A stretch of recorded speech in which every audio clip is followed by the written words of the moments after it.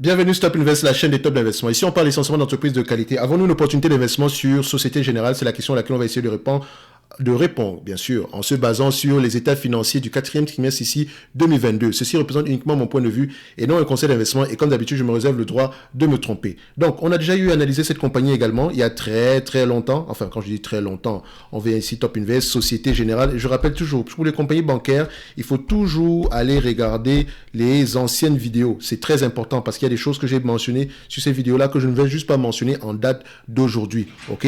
Donc, j'ai pris la peine d'aller un tout petit peu en profondeur sur ces vidéos-là, enfin, sur le plan quantitatif, bien sûr. Ok, donc cette vidéo-ci est toujours d'actualité, même en date d'aujourd'hui. Donc, pour cette compagnie-ci, on va faire une évaluation, si vu que c'est la fin d'année, elle a publié ses résultats financiers, etc. Donc, on va essayer de voir si l'évaluation est toujours d'actualité en date d'aujourd'hui. Ok, donc, ici, on va regarder le net income. Moi, ce que j'aime bien sur ce genre d'entreprise ici, c'est le free cash flow. Le net income ici est fait synonyme de free cash flow rapidement. C'est pas la peine d'aller regarder les free cash flow sur ce genre d'entreprise aussi. Parce que ici, généralement, le net income c'est du cash. On vend pas à crédit ici. On vend rien du tout à crédit. OK? On est rémunéré ici sur les intérêts, etc. Donc, vous remarquez ici que cette compagnie-ci a des bénéfices moins élevés que l'année précédente. Ça, c'est pas bon. Maintenant, pourquoi? On sait également qu'il y a eu un impact ici de la Russie, etc. Donc, il y a eu beaucoup de choses qui sont passées au niveau de BNP, au niveau de Société Générale. Donc, je vais également regarder ici au niveau des net income normalisés. Net income, normalize, net income ici. Est-ce qu'on a quelque chose qui est plus élevé que précédent, que ce qu'on a présentement ici? Oui. Si on normalise le net income ici, on aura généralement quelque chose de plus élevé que ce qu'on a présentement mentionné ici en vert. Donc, ce qui est en jaune ici, c'est ce qu'on aurait dû avoir si on ajuste. Donc, il y a eu je pense qu'il y a eu ici dans les rapports financiers, il doit y avoir des charges non financières ici. D'accord? Donc, il faut faire attention. Donc, ici, voilà, on peut comprendre, vu l'année qu'elle a eue, ça va, c'est correct, ok? Bon, BNP n'a pas eu la même année, BNP a une année meilleure que l'année précédente ici, donc, ce que j'aime également regarder ici, sur ce genre d'entreprise ici, c'est le ROE, mais de préférence le Return on Tangible Equity, d'accord? Donc, ici, on aura juste le Return on Equity. Je vous ai expliqué de long en large pourquoi est-ce que le Tangible est meilleur que le Return on Equity. Attention ici, vous voyez qu'on aura quelque chose en dessous de 4%. C'est pas intéressant, 4%. Mais, si on prend le Return on Tangible Equity, on peut avoir un ratio bien plus élevé que ça. Donc, il faut aller regarder dans les rapports financiers si le ROTE n'est pas plus élevé que ce qui est mentionné ici. Parce qu'ici, on a le ROE. Et non le ROTE. Le T, c'est une grosse différence. Donc, je regarde ici l'évolution. Je sais que bon, avec les bénéfices nets qui sont en berne par rapport à l'année précédente, on aura quelque chose de moins élevé que l'année précédente. OK? Donc, ici, maintenant, en termes d'actifs tangibles par action, est-ce que cette entreprise-ci a des actifs tangibles plus élevés que l'année précédente? Oui, on a eu des actifs tangibles plus élevés ici. Est-ce qu'on a l'information? Oui, plus élevé que l'année précédente. C'est une bonne chose. OK? Et vous voyez ici l'évolution des actifs tangibles est de plus en plus élevée année après année. OK? Maintenant, on regarde ici actifs tangibles par action. Donc, quand je prends le tangible book value per share, on a ici combien? Normalement, c'est une entreprise. Si on vend toute l'entreprise ici en date d'aujourd'hui, à sa juste valeur et qu'on se fie uniquement à la valeur comptable de la compagnie, donc au book value, on aura quelque chose autour de 78 € ici. Donc, ça veut dire que l'entreprise est extrêmement sous-évaluée. Mais attention, il y a une chose qu'il faut regarder ici. Les prêts performants par rapport aux actifs tangibles. Quel est le pourcentage de prêts performants par rapport aux actifs tangibles? Malheureusement, ce n'est pas une information qu'on aura sur ce logiciel-ci. Il n'y a que sur Ticker qu'on peut la voir ici. Et si vous recollez à peu près les morceaux, vous allez pouvoir la voir également sur certaines autres plateformes. Mais ici, on ne l'aura pas. Mais vous voyez ici que c'est 3%, 3,27%. Comparé à ce qu'on a eu sur BNP Paribas, comparé à ce qu'on a eu sur Crédit Agricole et comparé à ce qu'on a eu sur Bank of America, qui est presque inférieur à 1%. Donc, vous voyez que peut-être que cette entreprise-ci, le pourcentage de prêts non performants ici, par rapport aux actifs tangibles, techniquement est peut-être plus élevé. D'accord? Dans le sens où ça pourrait impacter négativement, au cas où ces prêts non performants ne sont pas totalement remboursés. D'accord? Ça pourrait avoir un impact élevé sur les actifs tangibles ici. Donc, c'est sans doute la raison pour laquelle on se négocie généralement ici à un price to tangible equity, price to tangible book value inférieur à ce qui est généralement proposé sur le marché français ou bien le marché européen. OK? En moyenne, sur les 20 dernières années, le marché avait l'habitude de payer aux alentours de 60% ici du tangible book value. En date d'aujourd'hui, on est à 0,4. Donc, sur les 10 dernières années, on est à 0,5. Sur les 5 dernières années, on est à 0,4. Donc, Prenons les 10 dernières années, d'accord? Il semblerait-il que Société Générale s'est toujours négocié à une décote substantielle par rapport à ses concurrents ici européens ou bien français, ok? Il faut aller regarder pourquoi. Est-ce que c'est une banque plus risquée? C'est la question qu'on doit se poser, d'accord? Donc, le diable est généralement dans les détails. Donc, maintenant, ici, quand on prend le tangible book value per share, d'accord? Ici, on est à peu près à 78,23. Donc, 0,4% de ce montant-là. Est-ce que c'est bien ça qui est noté ici? Oui, voilà. Donc, 0,6% de ce montant-là. Excusez-moi, c'est pas 0,6%. C'est 0,6% de ce montant-ci. Donc, c'est 60% de ce montant-ci est représenté par quoi? Donc, ici, multiplié par 0,6, la précision ici, je ne cherche pas précisément à être aussi précis ici. Donc, normalement, c'est une entreprise qui devrait s'échanger un maximum ici par rapport à la moyenne qu'on a ici d'à peu près aux alentours de 47 € l'action. D'accord? 47 € l'action. En date d'aujourd'hui, on s'est négocié à 26 € l'action. Donc, on a une marge de croissance. OK. Ça, c'est la première chose. Maintenant, je vais regarder les actifs, les net income. Donc, on va regarder ici les net income.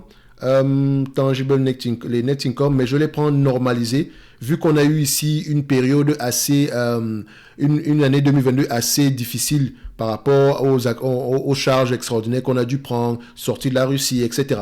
Donc, vous voyez ici que quand on prend la moyenne des bénéfices nets ici, d'accord, on a à peu près combien? On a généralement ici à peu près 3 milliards, 2 milliards 900. Sur les 10 dernières années ici, on a 3 milliards 15. D'accord? On a été impacté négativement ici par le Covid, mais on est revenu ici en 2021, c'était assez correct. Ici, il y a eu l'impact ici correspondant à tout ce qui s'est passé en Russie. Donc, en moyenne, on est aux alentours de 3 milliards 150 millions. D'accord? Donc, je vais faire ceci.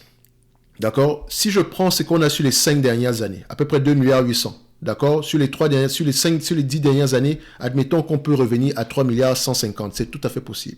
D'accord? C'est tout à fait possible. Sur les 10 dernières années, on a eu ici 1, 2, 3, 4. Et l'augmentation ici des taux d'intérêt aura un effet favorable comme défavorable pour cette entreprise. Donc, il faut faire attention. C'est une arme à double tranchant. Donc, on va jouer ici. Ce qu'on va regarder, si je prends le 3 milliards 115 millions ici, d'accord? 3 milliards 150 millions plutôt, multiplié par 10 fois les bénéfices. D'accord? C'est le payeur de une banque, on aura 10 fois les bénéfices. Ça ne vaut pas la peine que j'aille regarder ça à nouveau. Divisé par le nombre d'actions. D'accord? Ici. Nombre d'actions. Voilà.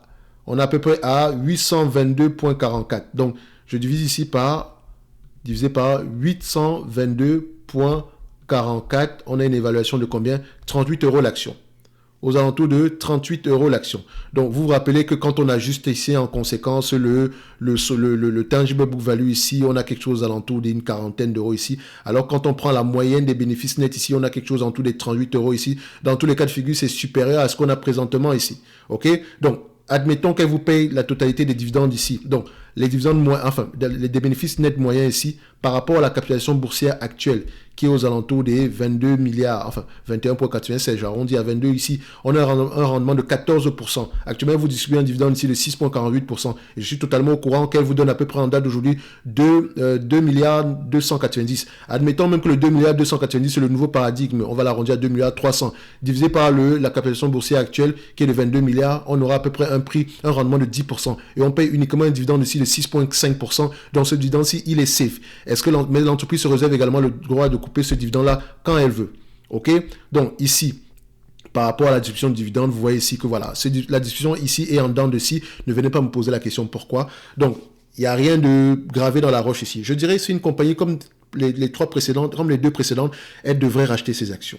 D'accord? Si vous regardez le comportement des entreprises américaines, d'accord? Je vais prendre un exemple. On va faire simple. Les entreprises américaines ici ont tendance à avoir des actifs tangibles par action plus élevés, année après année. C'est une bonne chose déjà avec les entreprises européennes. Vous allez également voir que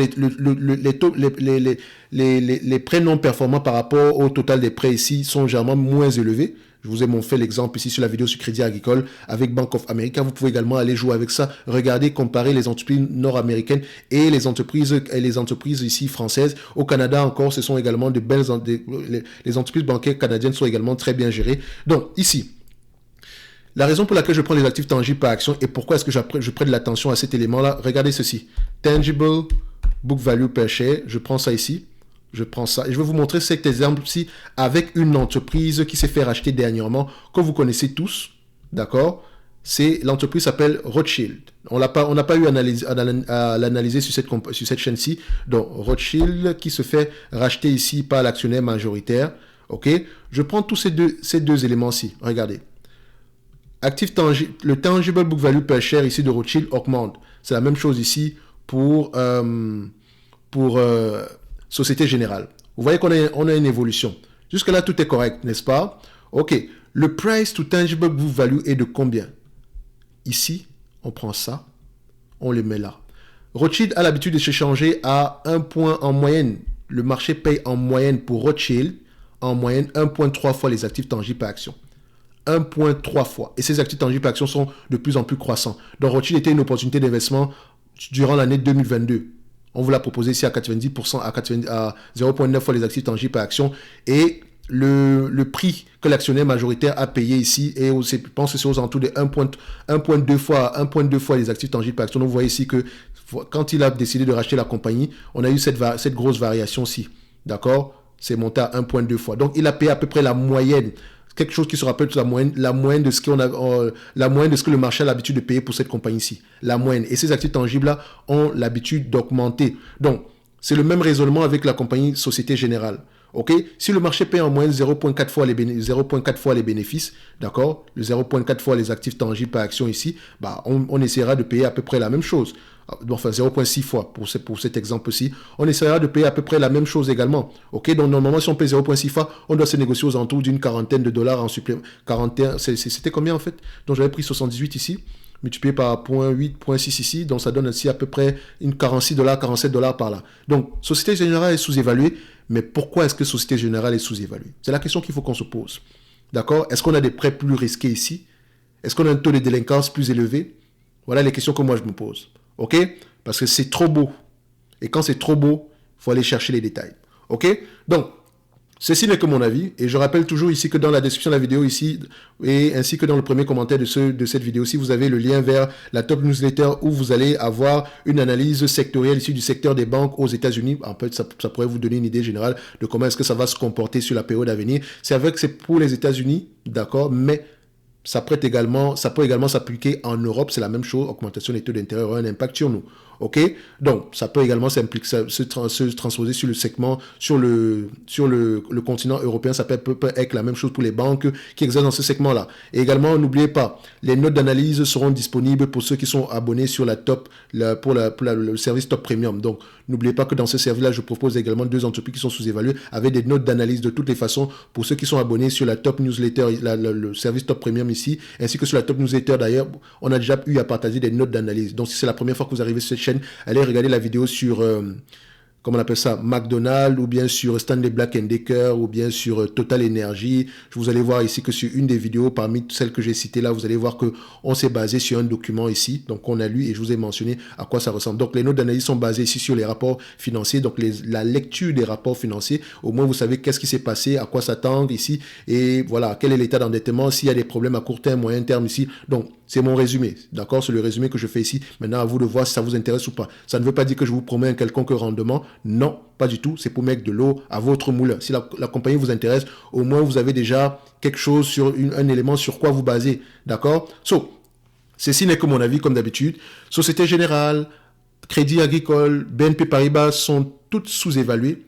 Mais ne sont pas, ces entreprises-là ont des risques totalement différents. Maintenant, à vous d'aller apprécier quelles sont les entreprises les moins risquées dans ce secteur-là. Moi, ici, si je devais acheter des entreprises ici dans le segment financier, j'aurais peut-être pris ces 3 entreprises-là en panier, d'accord? Au pire des cas, je ne perdrai pas d'argent. Même si une parmi elles ici ne performe pas bien, les 2 autres également sont sous-évaluées et le dividende est à peu près généreux ici. Mais elles font toutes la même chose ici, c'est-à-dire qu'elles ne payent pas, elles ne rachètent pas leurs actions et j'aimerais voir ces entreprises-là racheter leurs actions. Ceci n'est que mon point de vue et non un conseil d'investissement et comme d'habitude, je me réserve le droit de me tromper. On se donne rendez-vous sur la prochaine vidéo.